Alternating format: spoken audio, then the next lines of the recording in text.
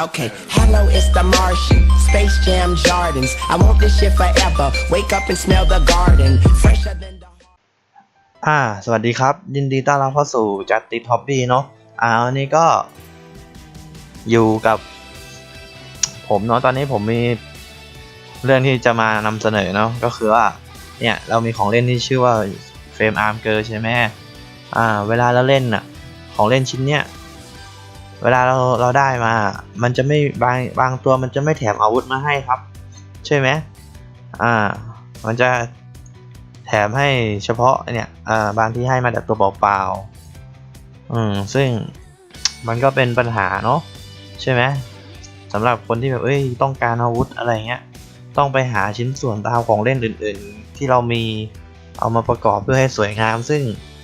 ก็จะทำให้ไอ้ของเล่นอีกชิ้นเก่าของเรากลายเป็นไม่มีของใช่ไหมกลายเป็นไม่มีของทำให้แบบก็มันไม่สามารถตั้งโชว์ได้อย่างสวยงามอีตัวที่โดนเอาของมาก็จะกลายเป็นว่าถ้าพูดง่ายๆในภาษาของการพายก็คือมันก็จะกลายเป็นซ่าใช่ไหมเพราะว่าโดนเอาไปย้ำให้ตัวอื่นหรือว่ามันอาจจะแบบว่าเราอาจจะเอาของไอชิ้นเนี้ยไปติดให้เฟรมอาร์มตัวอื่นแล้วเราก็ต้องเอามาแบ่งมาติดให้เฟรมอาร์มเกิร์ตัวใหม่อีกใช่ไหมซึ่งมันก็มีใหม่มาเรื่อยๆแต่สำหรับคนที่เล่นสายกันผ้าก็อาจจะไม่ซีเรียสเพราะว่ากันดั้มตัว HG มันไม่กี่บาทแล้วอาวุธพวกนี้มันก็ไม่กี่บาทใช่ไหมอาจจะสแปร์ได้ง่ายๆแต่นี้ผมก็จะมานำเสนอว่าสำหรับบางคนที่ว่าต้องการของที่มันเป็นของตัวเองเรียกว่าไงเป็นของตัวเองเลยหรือว่าประมาณว่าเราแบบคิดขึ้นมาเองเลยอะไรอย่างเงี้ยเป็นสไตล์ของเราเองเพราะว่าตอนเนี้ยผมมีเครื่องปริ้น3มิติผมมีเครื่องปริ้น3มิติแล้วผมก็คิดว่าเรามีในเมื่อเรามีเราก็ต้องเอามาใช้บ้างของพวกนี้อันนี้เดี๋ยวผมพาไปดูเลยพิมพ์เข้า Google เนาะแล้วพิมพ์คาตาน่านะเพราะผมคิดว่าผมจะทำดาบคาตาน่าแล้ว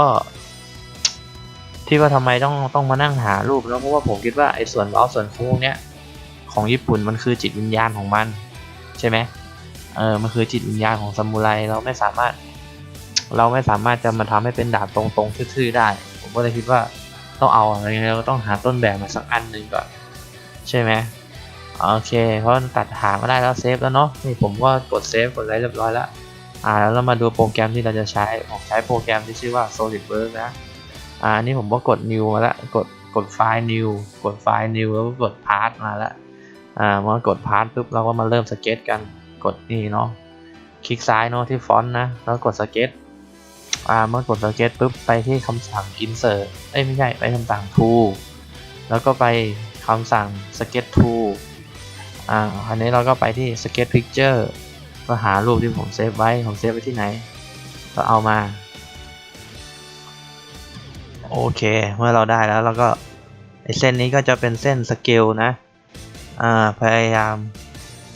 กะให้มันดีๆหน่อยเอานี้แล้วกันเราจะเอาดาบเรายังไม่ได้เอาฟองดาบเนาะเอาหมุนเข้าหมุนออกสำหรับคนที่ไม่เคยใช้โปรแกรมนี้ก็ต้องลองศึกษาดูหน่อยนะผมกดผิดวะเคแป๊บ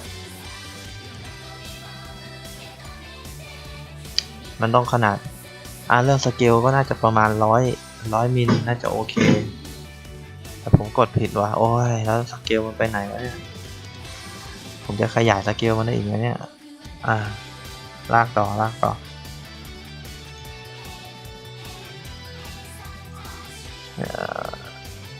าเบิลกดผิดกดผิดเดี๋ยว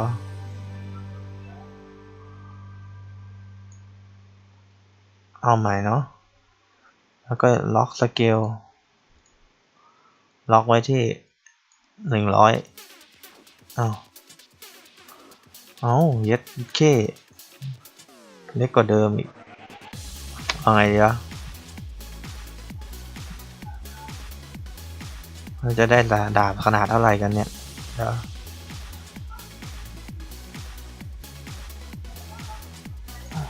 เมื่อกี้มันเท่าไหร่108วะประมาณนี้แล้วกันน่าจะโอเคเนาะเอาเป็นสัดส่วนที่เรารับได้แล้วเดี๋ยวเอามาไว้ตรงนี้เอาไว้ตรงนี้นะ ความจริงอ่ะมันไม่ต้องเอาถึงเซิร์ชโค้ดนี้หรอกเดี๋ยวไปไหนแล้วล่ะเอ้าแกนหายนี่แกนอยู่นี่เอาไว้ประมาณอันนี้แล้วกันนี่เนาะเอาแกนไว้ตัวนี้ได้วาดง่ายๆโอเคแล้วกดติ๊กถูกไปเลยเนี่ยแหละเราก็จะได้มาแล้วชิ้นส่วนของสเก็ตซึ่งเราจะวาดรูปต่อเลยนะไปที่ส่วนโค้งอันนี้เนาะเป็นแบบวาดแบบส่วนโค้งแบบฟรีฟอร์มกดเลยเริ่มในจุดนี้เราก็อาจจะเบี้ยวๆหน่อยนะค่อยๆวาด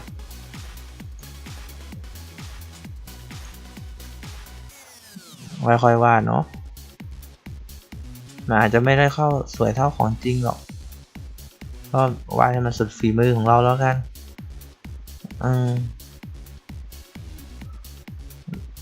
ปลายดาบมันไม่ค่อยสวยเลยไม่งั้นจะเป็นดาบตั้งโชว์นะจากที่รูปที่ผมพ้นมาเนี่ยมันดูจากปลายดาบแล้วมันก็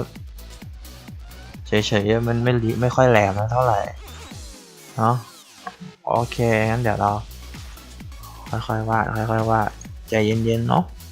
วาดรูปพวกนี้ต้องใจเย็นๆนะอันนี้เดี๋ยวดูสเกลมันแค่นี้เองนะเห็นปะอันนี้หน่วยเป็นมิลนะครับพูดไว้ก่อนเลยเพราะฉะนั้นคุณจะได้รูปได้ความกว้างของดาบประมาณ3 มิลเองถ้าคุณไม่ถ้าอยากอันนี้ผมเป็นวาดเป็นไกด์ไลน์ให้เฉยๆนะถ้าคุณอยากให้ประมาณว่าอะไรให้ดาบมันใหญ่กว่านี้หรืออะไรเงี้ยคุณก็วาดตามสไตล์ตัวเองเลยแต่นี้ผมเอาแบบมาให้ดูว่าประมาณนี้น่าจะโอเคนี่ผมว่ามันไม่สวยละเส้นมันเบี้ยวละผมกดลบเลยวาดใหม่มันจำเป็นต้องภาพมันต้องเป๊ะหรอกแต่ผมคิดว่ามันน่าจะต้องส่วนโค้งมันก็ต้องสวยๆหน่อย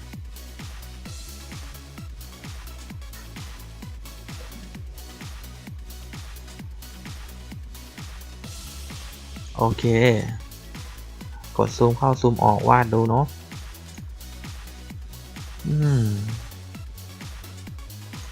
โอเค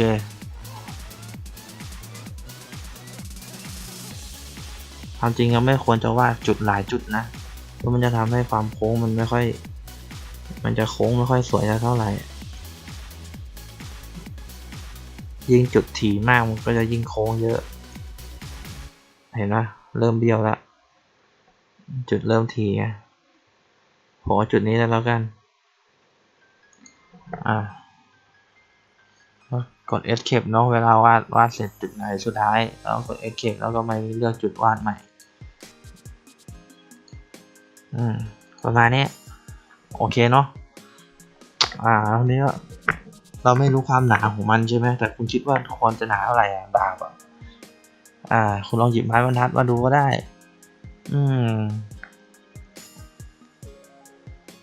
ผมคิดว่าถ้าจะให้ถือดีๆของสเกลของโมเดลที่เฟรมอาร์มควรจะถือก็ควรจะหนาไม่เกิน3 มิลใช่ไหมความคมของดาบเพราะฉะนั้นเดี๋ยวเรามาวาดกันเราใช้คำสั่งนี้เลยนะไม่ได้ว่ะเราใช้อันนี้ไม่ได้งั้นเดี๋ยวเรากดอันนี้ก่อนกดอันนี้นะเพื่อการเปลี่ยนเพนยกเลิกเพนนี้เท่ากับเพนเนี่ยเราวาดเสร็จแล้วเดี๋ยวผมกดไฮก่อน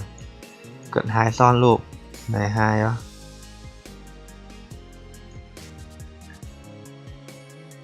รูปมันบางจุดไว้เนาะเดี๋ยวผมกดไฮโอ้กดผิดป่ะไม่ได้ใช้นานแล้ว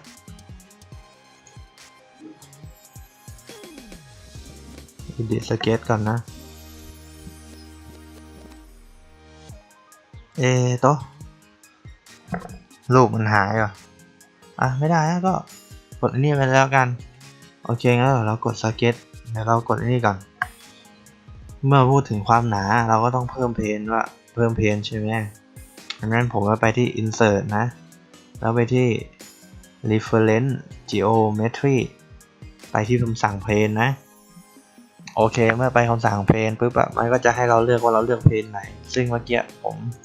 ลืมเลือกจริงเลือกทิ้งไว้ก่อนแล้วค่อยมากดเลือกคำสั่งเลือกที่เพนฟอนต์เนาะแล้วก็อย่างที่ว่าไปว่าเฟรมอาร์มมันผมคิดว่าความหนาที่เหมาะสมของมันคือ3มิลเพราะฉะนั้นผมจะใส่ไปที่จะ3หรือ2ดีวะ3มันก็ใหญ่ไปแป๊บนึงนะขอดูก่อน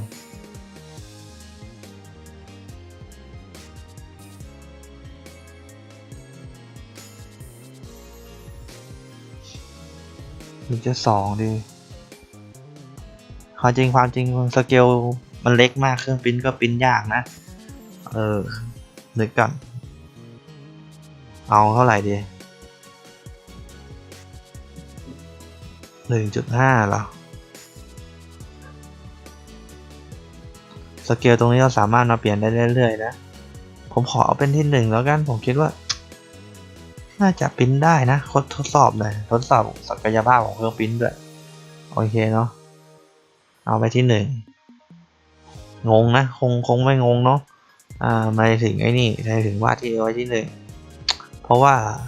ถ้าเราextrudeปุ๊บมันก็จะได้ดาบที่มันแข็งๆทื่อๆมาเป็นท่อนอย่างนี้เลยมันจะไม่มีความปลายคมดาบเพราะฉะนั้นผมไม่ต้องออกแบบใหม่ในการสเก็ตมันไปอันนี้เราวาดทับเส้นเดิมเลยวาดทับเส้นเดิมเลยจุดเดิมเลยสำหรับเส้นหลังนะจุดเดิมเลยฮะจุดไหนอยู่จุดนั้นเลยนะเส้นหลังโอเคเนี่ยเราจะมาอยู่ที่เส้นข้างหน้าคมดาบของมันจะอยู่ตรงนี้เนาะใช่ไหมเห็นนะคมดาบมันผมไม่รู้ว่ามันจะโอเคหรือเปล่านะแต่ผมคิดว่ามันน่าจะใช้ได้อยู่งั้นเดี๋ยวเราวาดเผื่อไว้หน่อยมานี้แล้วกันคมดาบเอาไว้ประมาณนี้แล้วกันเนาะโอเค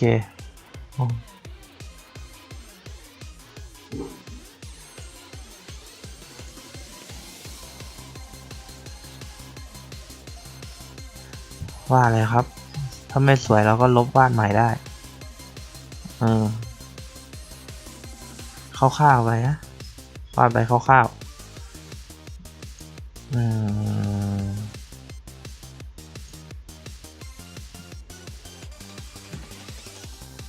ประมาณนี้ยังวาดไม่เสร็จเดี๋ยวปิดเส้นก่อนเอาปิดตรงนี้เราไม่ต้องเอาเหมือนเขามากก็ได้เนาะ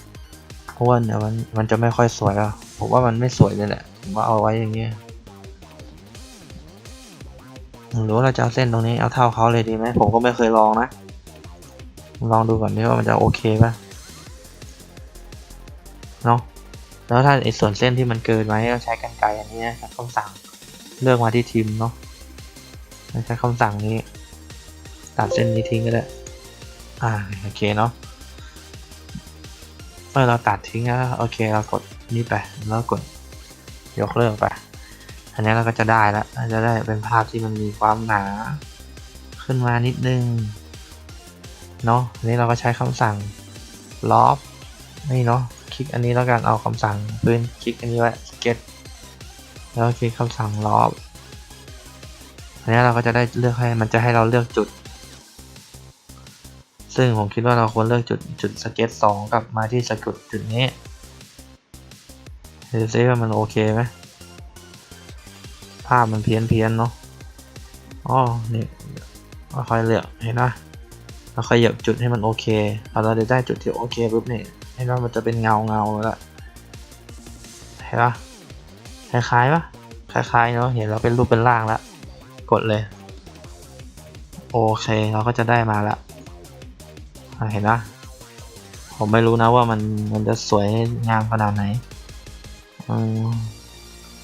ตอนนี้ภาพมันจะดูหยาบๆนะครับแต่ถ้าตอนปริ้นออกมาเดี๋ยวมันจะโอเคเอง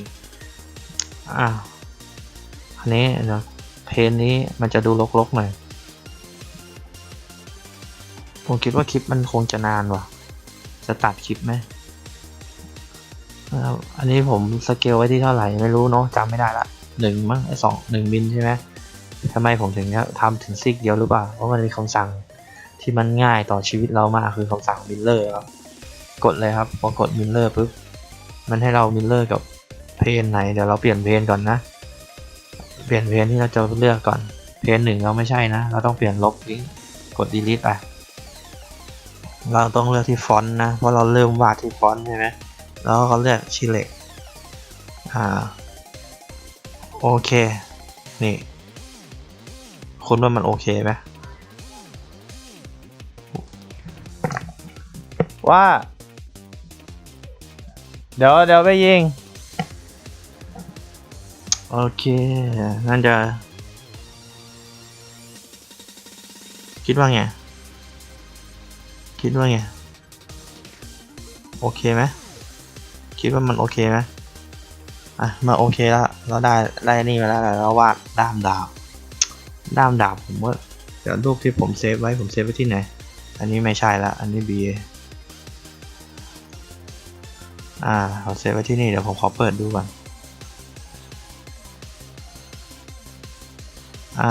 เอาเป็นมนเนาะวงกลมเนาะเปิดทิ้งไว้เลยแล้วกันโอเคงั้นเดี๋ยวเรามาที่เพจนี้กดนี่นะแม่งรูปแม่งแสดงว่ะแล้วเราผมกดปิดรูปกันเราปิดรูปได้นะ hide เนี่ยต้องมีคำสั่ง hide เดี๋ยวมันไม่มีวะช่างมันเถอะเนาะกดไปใช้คำสั่ง sketch แล้วก็จะได้เพจใหม่มาโอเคเนาะอันนี้เดี๋ยวเรากดซ่อนเพจนี้ก่อนหายไปเกะกะลูกตาเนาะโอเคงั้นก็เอาเป็นวงรีกันง่ายดีจุดศูนย์กลางของดาบมันน่าจะอยู่ประมาณนี้ใช่ไหมจิ้มไปประมาณนี้แล้วก็บีบออกมาประมาณนี้แล้วกันน่าจะโอเคระดับหนึ่งละส่วนใครจะทำลายยังไงก็คุณต้องไปศึกษาเอาเองเนาะว่าจะทำลายอะไรยังไงงั้นเดี๋ยวผมขอทำลายตรงนี้นิดนึงแล้วกันไม่รู้ว่าเครื่องเป็นมันจะไม่ต้องทำดีกว่าผมว่ามันไม่น่าจะสวยว่ะไงมันเล็กค่อยทำลายเรื่องลายคุณต้องมาคิดเอาเองแล้วกันนะถ้า extrude ไปกดคำสั่ง extrude มามันก็จะได้ตรงนี้ออกมาเนาะเห็นนะเอาประมาณเท่าไหร่ก็ทีนี้แล้วกัน1 มิลก็ได้2 มิลก็ได้นะเอาให้สวยก็น่าจะประมาณ 1.5 แล้วกันผมคิดว่า 1.5 ประมาณนี้โอเคสวยไหมเนี่ยไม่ค่อยสวยเท่าไหร่เลยนั่นเดี๋ยวผมต้องไปแก้ไหนละเราสามารถมาแก้ได้นะด้วยคำสั่งนี่นะนี่มา edit sketch ตรงนี้นะแล้วกดมาที่นี้เดี๋ยวเรา move หน่อย move โดยการกดลบแป้งเลยจุดศูนย์นี้มันไม่สวยใช่ไหมจุดนี้มันไม่สวยเราย้ายก่อนเมื่อกี้มันไม่ค่อยตรงมันเยื้องไปข้างหลังว่ะอันนี้จุดนี้แล้วกันกดลบไปเลย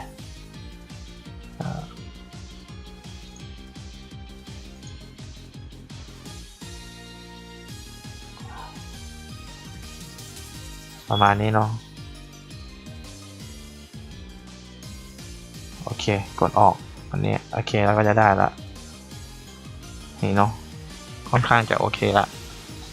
คราวนี้เราก็ไปที่ฟอนต์กดไปที่เพจนี้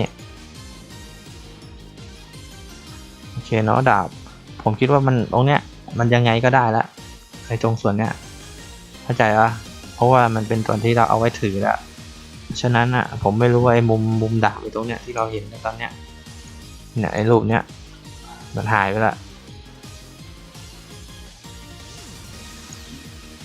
บ้าเลยกดผิดทุกทีเลยเอาเป็นว่ามันจะด้ามดาบเนี่ยตรงเนี้ยมันจะค่อนข้างจะเป็นสี่เหลี่ยมใช่ไหมแต่ผมคิดว่ามันคงไม่เหมาะกับเฟรมอาร์มที่จะให้เฟรมอาร์มมาถือของเหลี่ยมเพราะมือมัน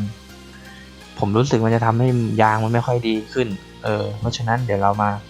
ใช้คำสั่งนี้ดีกว่าไปที่ฟอนต์กดสเก็ต มันไปที่นี่นะนี่เลยนะเราไปอยู่ตรงนี้เลยเอาตั้งแต่จุดตรงนี้จุดกลางนี่เลยกลางดาบเลยเอาระยะประมาณเท่าไหร่ดีนึกถึงด้วยนะมิลขนาดมิลลิเมตรมันขนาดประมาณเท่าไหร่ถ้า20มิลจากจุดนี้กับV2ก็ประมาณ18แล้วก็มือเล็กๆของเฟรมอาร์มคือก็จะถือได้แล้วแต่ผมคิดว่าดาบซามูไรที่สวยมันควรจะยาวออกไปหน่อยด้ามดาบไม่ควรจะสั้นแล้วใช่ผมเอาไว้ที่25แล้วกันเนาะกดที่นี่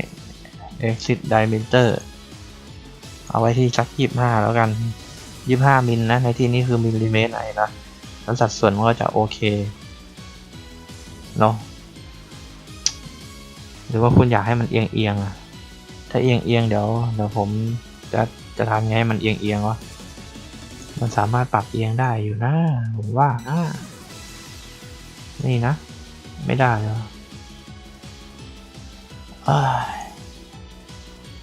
เดี๋ยวต้องวาดเส้นนี้ก่อนป่าวะ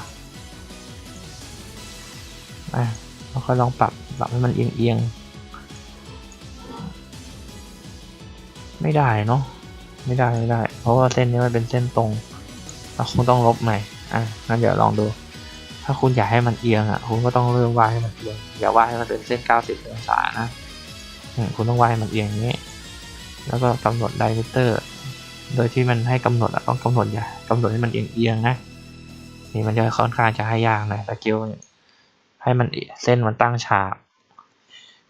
โอเคแล้วก็อันนี้ก็สามารถใส่ขนาดให้มันได้คุณจะเอาเอียงสักเท่าไหร่ล่ะเอา90ประมาณนี้น่าจะสวยงามพอเป็นวิธีอันนี้ก็เราก็จะได้ละตัวนี้ใช้คำสั่งลายแทนเนาะเมื่อกี้เราใช้คำสั่ง center line ใช่ไหมเขาวาดแบบเอียงไว้นะครับไม่เอาไปวาดที่ปลายดีกว่าตัวนี้มันจะไม่ค่อยเห็นภาพเอาไปวาดที่ปลายcenter line ของมันคือผมตีไว้นะมือของเฟรมอาร์มมันควรจะถือของที่ประมาณ3มิลลิเมตรเส้นผ่านศูนย์กลางอันนี้เราต้องวาดให้มันเอาให้มันตั้งฉากหน่อยฉะนั้นเมื่อคำว่าเส้นผ่านศูนย์กลาง3มิลลิเมตรเราก็ควรต้องใช้ประมาณ 1.5 เนาะนี่ประมาณนี้ในการถือเข้าใจปะเพราะฉะนั้นเดี๋ยวเอาบนนะปลายดาบเอาบนนะได้มาละแล้วก็เริ่มลากไปเลยลากให้มันตั้งฉากกับเส้นเนี้ยมันจะตั้งฉากไว้แล้วเนี่ยผมพอเอาให้มันโอเคนะเดี๋ยวมันไม่ตั้งฉากเส้นตั้งฉากคือเส้นนี้เนาะโอเค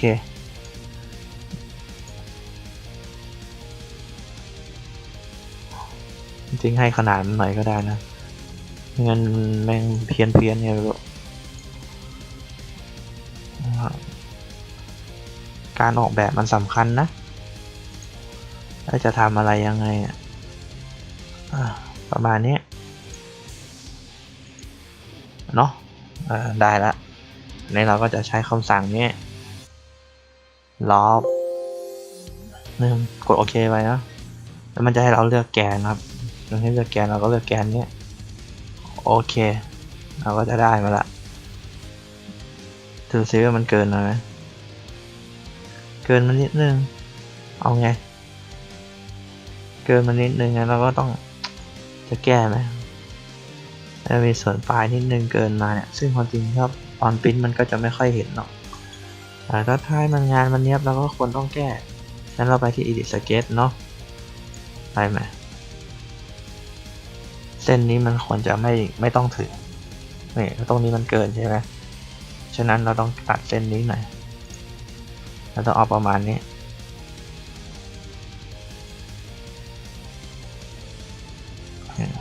ก็เอาประมาณนี้เนาะเราใช้กรรไกรตัดทิ้งเลยตัดเส้นนี้ทิ้งด้วยนะอย่าลืมนะโอเคแล้วก็กดติ๊กถูกกดออกโอเคนี่เราก็จะได้มาแล้วดาบ ซามูไรเนาะเราได้มาแล้วอันนี้เดี๋ยวเซฟเลยแล้วกันเอาประมาณนี้เนาะกดเซฟแอดอันนี้ผมก็ทำงานทิ้งไว้เยอะแล้วแหละเขียนเป็นว่าคาตาน่าแล้วกันคาตาน่าเฉยเลยคาตาน่า01เมื่อกดเซฟแล้ว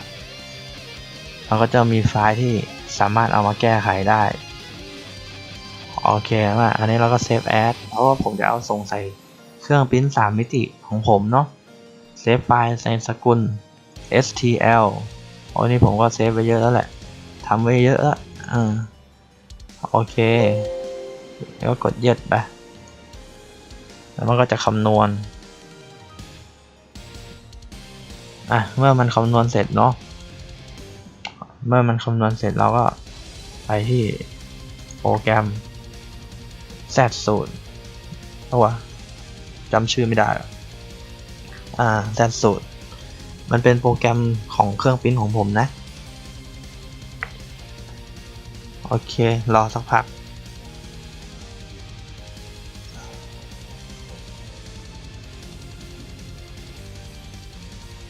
ไม่มาว่ะอยู่ไหนนะมาแล้วนี่เนาะแล้วก็เครื่องพิมพ์ที่ผมใช้ตอนนี้ก็คือจะเป็นเครื่องพิมพ์ที่ชื่อว่ารุ่นว่า Zotac นะ M200 โอเคเนี่ยก็ถ้าผมเอางานมาใส่เนาะอยู่ในไหนแท็กเนาะแล้วก็พิมพ์คำว่าคาตาน่านี่เนาะเอานามสกุลนี้กดมาเปิดมาโอเคเนี่ยก็ถ้าส่วนใหญ่ถ้าเป็นที่อื่นเขาก็จะพิมพ์เลยอย่างนี้ถ้าเพราะว่างานเขาอาจจะไม่ค่อยสวยเท่าไหร่เอาง่ายๆว่าถ้าคุณเลือกพิมพ์มันด้านที่ติดกับไอ้ตรงเนี้ยด้านที่ติดกับไอ้พื้นมันจะเป็นเรียกว่าส่วนที่เรียกว่าซับพอร์ตมันจะทำให้ผิวงานมันไม่ค่อยสวยเท่าไหร่ผมก็เลยว่าไม่แนะนำนะไม่แนะนำเพราะฉะนั้นไม่แนะนำให้มันเป็นอย่างนี้ผมจะตัดชิ้นงานก่อนผมจะทำงานตัดชิ้นงานในแกนไหนผมเรียกไม่ถูกว่ะแกน x วะแต่ x มันแกนไหนวะ x มันคือแกนนี้x คือแกนนี้เลือกก่อนเลือกไว้ที่ชิ้นงานก่อนแล้วก็กดแกน x คือแกนนี้ไม่ฉะนั้นต้องเลือกไว้ที่แกน z แกน z แล้วใช่ไหมนะโอเคแล้วก็กดที่ครึ่งหนึ่งนะกดครึ่งหนึ่งของมันโอเคแล้วก็กดสลิปเลยโอเคเราก็จะได้งานที่มันแบ่งครึ่งมานะเมื่อมันได้งานที่แบ่งครึ่งมากด move ก่อนกด move อันนี้กด move เนาะอันนี้กดหมุนคลิกขวาแล้วกดหมุนทัก90ก็ได้180ก็ได้โอเคแล้วนี่ก็กด move เนาะนี่เนาะโอเคนี่เราจะได้ชิ้นงานประมาณนี้ใช่ไหมเนี่ยถูกด้านเลยวะเนี่ยถูกเนาะโอเคอันนี้แหละมันอยู่ที่อันนี้ก็คือการขายของของผมแล้วอันนี้ก็คือนี่นะเราสามารถเลือกเส้นพลาสติกได้เนาะ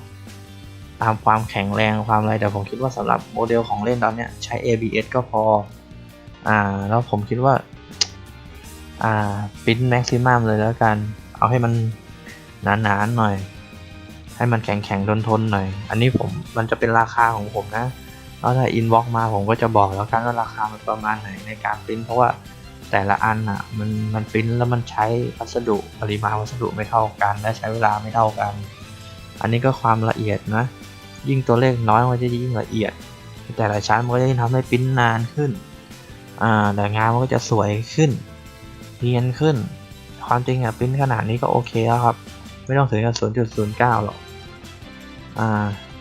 จริงๆก็นี่ก็ปริ้นก็ไฮหรือมีเดียมก็พอแล้วเพราะเราต้องการแค่ผิวงานข้างนอกเราไม่ต้องการงานข้างในที่มันแน่นเนี่ย เพราะฉะนั้นเดี๋ยวผมปริ้นไว้ที่นี่แล้วกัน เอาไว้ที่ไฮแล้วกันเนาะจะได้ไม่ต้องเปลืองเวลานานมากซัพพอร์ตไลท์ก็อันนี้ก็อยู่ที่ความต้องการของผมอันนี้ก็เนี่ยเนาะประมาณเนี้ยโอเคเมื่อกดเริ่มเนี่ยกดปริ้นใช่ไหม prepare to print เนี่ยมันก็จะคำนวณให้เราเนี่ยนี่คือเวลานี่ก็คือเนี่ยครับเวลาที่ผมต้องใช้ในการปริ้นงานก็คือ22มินิทนะอันนี้คือมินิท22นาทีแล้วก็ใช้จำนวนในการปริ้นประมาณ8กรัมนะ4กรัมโอเคงั้นก็เดี๋ยวผมกดเซฟเนาะแล้วเดี๋ยวมาค่อยมาถ่ายคลิปนึงว่าประมาณว่าแต่ผมเอาไอ้นี่ก่อนผมเซฟไว้ในนี้แล้วกันผมเซฟใส่การ์ดเลยแล้วกันนะแบบนี้นะการ์ดขึ้นมาละผมเซฟใส่การ์ดเลยนะผมเซฟไว้ในนี้นะโอเคเนี่ย4กรัม20นาทีไม่รู้งานมันจะสวยขนาดไหนนะโอเคก็เซฟแล้วโอเคงั้นเราไปดูกันต่อผมจะตัดภาพไปที่ว่าผมเอาใส่เครื่องปริ้นเนาะโอเคครับโอเคเนาะจากที่เราเซฟมาเนาะนี่เซฟมานะเราเซฟใส่นี่ผมเซฟใส่การ์ดมาเนาะนี่การ์ดก็อยู่ในนี้ละไฟล์งานก็จะอยู่ในนี้อันนี้เดี๋ยวมาดูที่เครื่องปริ้นกันเครื่องปริ้นก็อันนี้ผมก็คาลิเบรตไว้แล้วที่ประมาณนี้ขนาดที่ยอมรับได้นี่นะคือสภาพเครื่องปริ้นของผมซอแท็กโอเคเสียบการ์ดกันเลยเนาะนี่เราก็คำสั่งโมเดลนี่เนาะคำสั่งมันก็จะอยู่ตรงนี้กดปิ้นเลยครับนี่มันก็จะทำการฮีทความร้อนเส้นพลาสติกแล้วมันก็จะปริ้นมันก็จะเริ่มทำการปริ้นเนาะถ้าตอนนี้มันถึง100แล้วก็ผมคงไม่มีเวลามานั่งถ่ายจนมันเสร็จเนาะครึ่งชั่วโมงมันเดี๋ยวผมก็คงจะตัดภาพเนาะใช่ไหมเดี๋ยวให้มันดูมันก่อนให้มันดูทำงานให้ดูตอนเริ่มนิดนึงแล้วกันนี่มันฮีทนานน่าจะนานเลยแล้วก็เดี๋ยวสักพักนึงแล้วกันเดี๋ยวค่อยตัดคลิปมาเนาะโอเคอันนี้ก็ปริ้นมาได้สักพักหนึ่งแล้วเนาะก็นี่คือการปริ้นงานขั้นตอนการปริ้นเนาะเห็นไหมเห็นชัดไหมแสงไม่ค่อยดีนี่เนาะแค่นี้ก็จะเหลือเวลาการทำงานอีกประมาณ4นาทีเนาะเดี๋ยวก็ถ่ายไปแล้วกันถ่ายจนเสร็จขั้นตอนเลยไหม4นาทีผมถือไหวไหมเนี่ยฮะดูแล้วกันมันก็จะค่อยๆปริ้นทีละชั้นไปเนาะ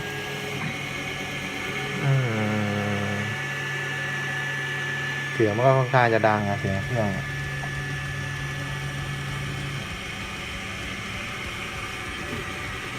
ก็4นาทีเดี๋ยวรอสักพักแล้วกันรองานเสร็จก่อนแล้วเดี๋ยวมาดูกันอีกเดี๋ยวตัดมาอีกทีเนาะโอเคเนาะดูกันโอเคครับอันนี้ก็คืองานที่ปริ้นออกมาเสร็จแล้วเนาะแสงไม่ค่อยโอเคเลยนี่เนาะนี่เห็นนะปริ้นออกมาเหตุผลที่ผมต้องไอ้นี่เนาะนี่ผมก็ปริ้นเผื่อมาทิ้งมาอันนึงละผมแกะให้ดูแล้วเนี่ยถ้ามันเรางานถ้ามันติดกับไอ้แผ่นพวกเนี้ยนี่ข้างล่างมันจะเป็นอย่างนี้เห็นเนาะมันจะติดแล้วมันจะเป็นอย่างนี้ครับมันจะไม่ค่อยสวยผิวด้านบนมันก็จะไม่ค่อยสวยเพราะฉะนั้นผมเลยต้องผ่างานแล้วเอางานมาทากาวประกบกันเนาะโอเคงั้นเดี๋ยวมาดูกันว่าจะผ่างานยากหรือไม่ยากยังไงก็การผ่าก็แค่มือบังแสงว่ะเนี่ยเนาะก็แค่สะกิดเนาะอันนี้มันจะเสียหรือเปล่าตรงนี้ไม่รู้มันเป็นอะไรมันแข็งผมขอหักก่อนแล้วกันนะมันเป็นอะไรโอเคนี่เนาะวิธีแกะเดี๋ยวดูนะวิธีแกะ ก็คือนี่เอามีดแกะเคลียร์ดูดออกมาแล้วอันนี้ก็ทิ้ง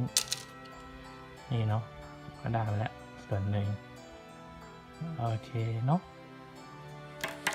แสงไม่ค่อยโอเคงั้นอีกชิ้นหนึ่งนี่เนาะผมมองไม่ค่อยเห็นนนเห็นต้นข้างๆนะจะเป็นนางเอกของงานนี้ผมว่ามันแปลกๆโอ้ยกล้องก็สั่น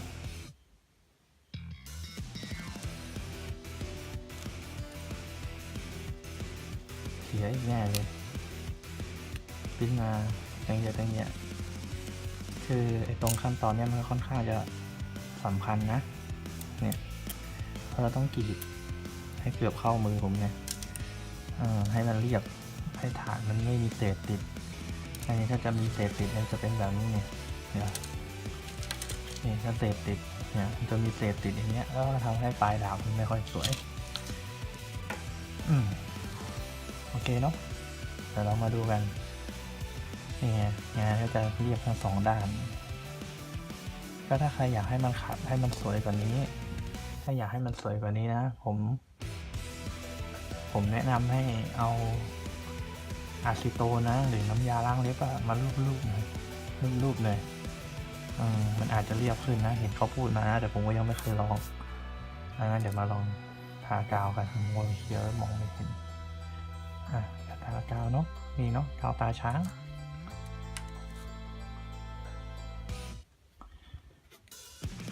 จิ้มเป็นจุดๆไป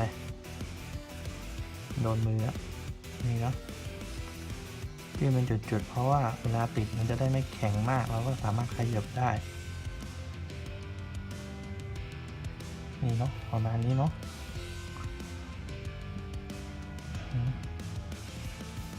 ติดกันนี่ก็ดึงให้ดีๆฮะ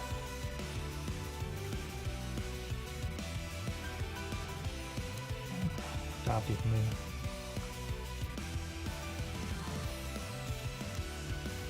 ดึงให้ดีฮะแล้วก็กดไปคิดว่าเล็งดีแล้วก็ดีเลยติดมือฮะนี่เนาะมันก็จะมีรอยผ่างานนะครับผมว่าคิดว่ามันก็น่าจะโอเคกว่าการที่คุณมาเห็นผิวที่มันไม่สวยใช่ไหม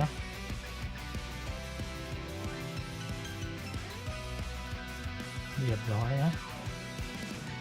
เห็นไหมโอเคเนาะอาจจะมีรอยผ่างานเดี๋ยวตรงนี้คุณเติมกาวหน่อยตรงปลายไม่ให้ติดแบบนึงนะเละเทะมองไม่เห็นเยิ้มเลยกาวเยิ้มเลย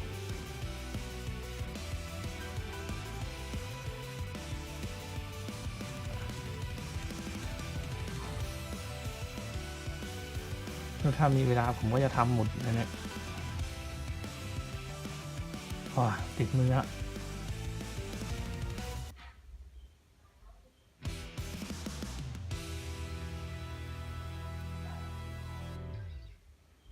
ท่าทางมันจะไม่ติดให้ผมเลยเป็นชิ้นอื่นติดแล้วเนี่ยบีบไว้ก่อนติดมือผมแน่เนี่ย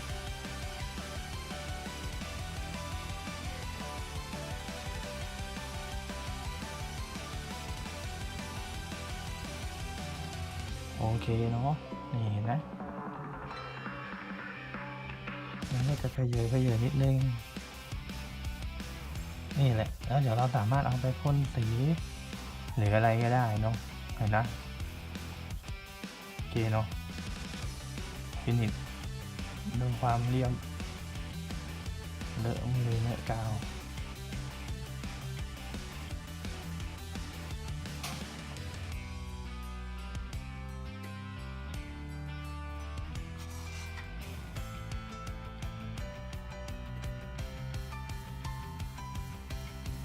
นี้ก็เสร็จเนาะปากกาวเสร็จแล้วน่าจะ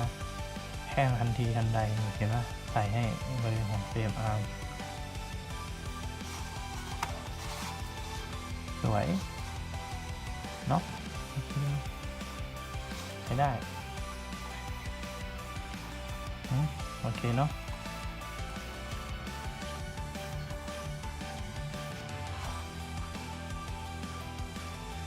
โอเคไหมนี่เนาะโอ้ยกล้องจับอย่าโดน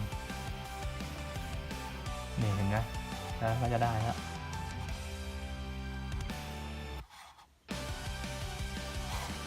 เดี๋ยวเราทำภาพโพสอัพเนาะแป๊บนึงเนาะ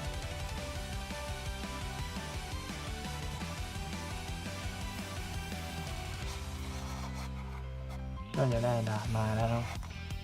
ก็สุดท้ายนี้ก็อยู่ในช่วงขายของเนาะเอาไปว่าก็มีเพจเนาะนี่ก็อยู่นี่ถ้าใครสนใจก็ติดต่อเพจจะติดฮ็อบบี้พาร์ทนะหรือไม่ก็คอมเมนต์ลงในใต้คลิป YouTube นี้ก็ได้ไม่ก็อินบ็อกซ์มาเนาะโอเคก็ราคาก็จะไม่คิดตามจำนวนกรัมกับเวลาเนาะก็ถ้าจะให้ออกแบบให้หรือวาดให้ก็จะมีราคาพิเศษให้นะสำหรับคนที่บอกว่ามาจาก YouTube หรืออะไรนะจะมีราคาพิเศษให้อยู่เนาะเราคิดไม่แพงหรอกก็ช่วงนี้เราถือว่าช่วยกันใช่ไหมจะคิดก็ใครก็ฝากกดไลค์กดติดตามเลยนะคลิปนี้เนาะก็อาวุธผมของจริงทำไว้เยอะแยะแหละอันนี้ก็ทำเป็นแบบซิมเพิลง่ายๆก่อนอันที่มันสวยๆแอดวานซ์มันก็มีอันนี้ก็ถือว่าวาดรูปโชว์แล้วก็เอามาใส่โชว์เนาะว่าสามารถเอาไปทำสีเพิ่มได้ทาสีเพิ่มได้เนาะโอเคฮะก็อย่างนี้เนาะก็สำหรับคนที่อยากมีอาวุธให้โมเดลของเราหรือว่าอุปกรณ์แต่งที่มาจากเครื่องพิมพ์3 มิติเนาะก็อย่าลืมมาติดต่อผมได้โอเคฮะครับสวัสดีครับ